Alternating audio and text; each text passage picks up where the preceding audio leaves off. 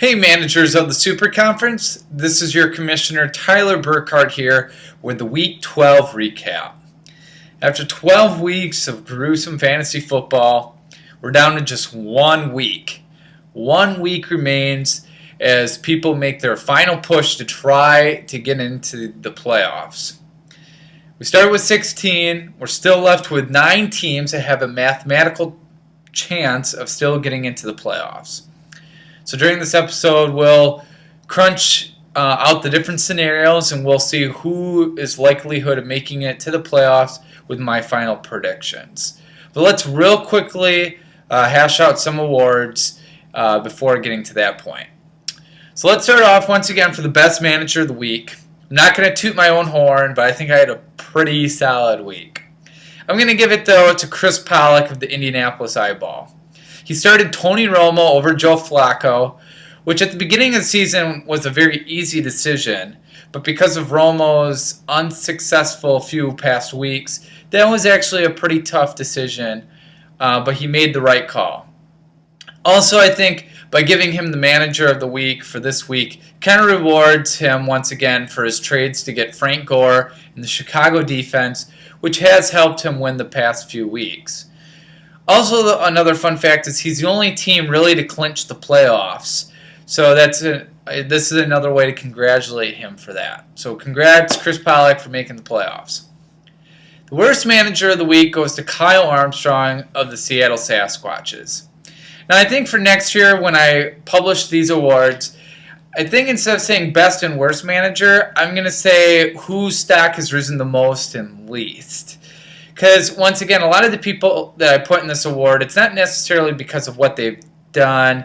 It's just because they were the most negatively impacted of the week. Now Kyle, probably one of the top teams in the league, now has a must-win game. And if he loses it, probably will not make the playoffs. So it's going to be tough for him.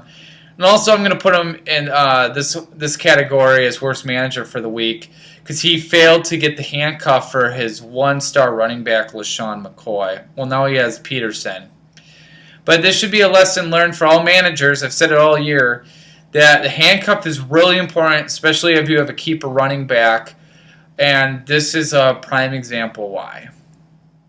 The game of the week, could have been Kiln and Fargo, but I think Oakland versus Green Bay had more playoff implications. So I'm going to go with Oakland Green Bay as the game of the week.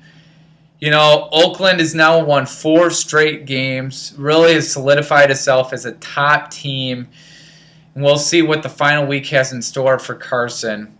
But for Green Bay, Fitzgerald has failed to even put up 5 fantasy points in 4 of the last 5 games. Has really struggled.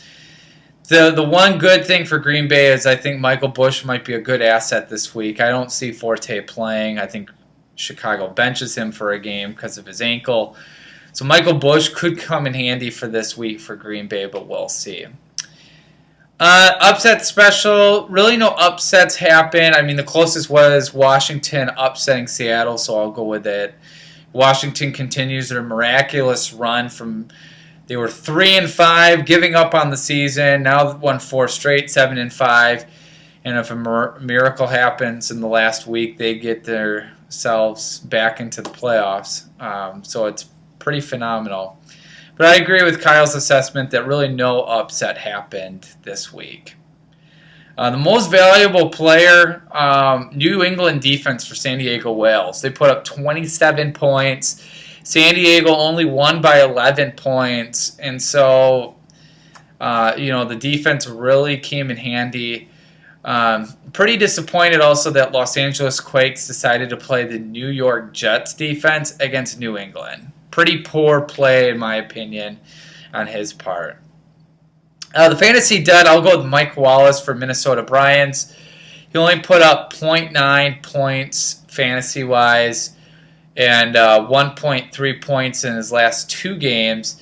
And supposedly Mike Tomlin's talking about him actually losing his starting position as a number 1 receiver. So pretty interesting to see that all in place, as Mike Wallace, as long as Ben Roethlisberger's out, is not a good fantasy play anymore. Okay, so let's get to the rankings here. As you can see, I divided the rankings into two groups. Here's the group that is mathematically eliminated. Portland was the only team to win out of this group last week, but no real changes here as we move into week 13. All right, so here's the second group in the rankings. These are the teams that still have a shot at the playoffs. Indianapolis is the only team to clinch, and they'll be competing for a first-round bye. Otherwise, as we talk about these scenarios, these are the 9 teams that we'll be talking about in the next few minutes. Playoffs? Don't talk about playoffs. You kidding me? Playoffs? All right, yeah, so let's talk about the playoffs. Now, as I said before, Indianapolis Eyeball has already clinched a playoff spot. They have not clinched a bye, but with a simple win, they can do so. So let's talk about the other 5 spots and what happens. One of the 2 byes, we guarantee that the winner of the San Diego and Seattle matchup will get. The simple reason for this is because even if the winner of Oakland and San Antonio matches their 9-4 record, they will not have the amount of points to capitalize that already San Diego and Seattle has. They have too big of a lead on total points. So because of that, we can guarantee that San Diego and Seattle will have one of the 2 automatic byes. Meanwhile, it's also simple to say that Oakland and San Antonio, the winner, will get into the playoffs. Okay. The 4th spot will be determined between New York and Washington. If New York wins, they're in. Simple as that. But if they lose, Washington needs to win in order to get the 4th playoff spot. The final 2 playoff spots are simple if Fargo and Green Bay can win games that are supposed to win. Fargo plays the 3-9 Los Angeles Quakes, and the Green Bay Legends takes on the 2-10 Minnesota Bryants. Now, what happens if Fargo or Green Bay were to lose to a team that they should beat? Well, in this scenario, let's take a look and assume that San Diego gets the win over Seattle. So if that were to happen, San Diego claims the 2nd bye position. But because of the huge total points lead that both San Diego and Seattle have, in this case, they would automatically take one of the playoff positions away from the team that lost.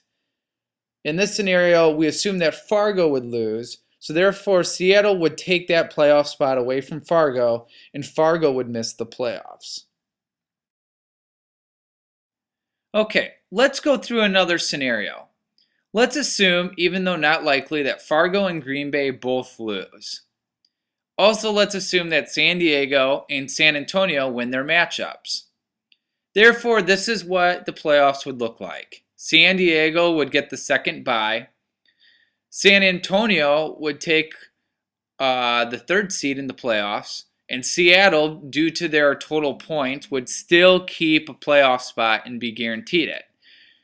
But then this is where it gets tricky. Green Bay, Fargo, and Oakland would all battle out for the last playoff spot, depending on how many total points they finish with.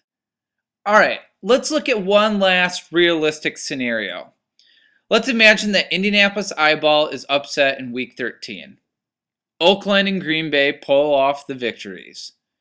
So in this scenario, what would happen is that Green Bay and Oakland would compete for one of the 2 bye positions based on their total points. The winner of that battle gets the bye. The loser would get the 3rd overall seed. Also remember, Indianapolis has already clinched the playoff spot. So in this scenario, they would be granted the 5th or the 6th seed in the playoffs. So here are my predictions for the playoffs. I have Seattle beating San Diego thanks to a big game from Aaron Rodgers. I think Yankees gets the obvious W, Indianapolis, and San Antonio squeezes out a tight one against Oakland. But the upset special are the LA Quakes beating Fargo, allowing San Diego to still sneak into the playoffs. Best of luck to all the managers for Week 13, and game on.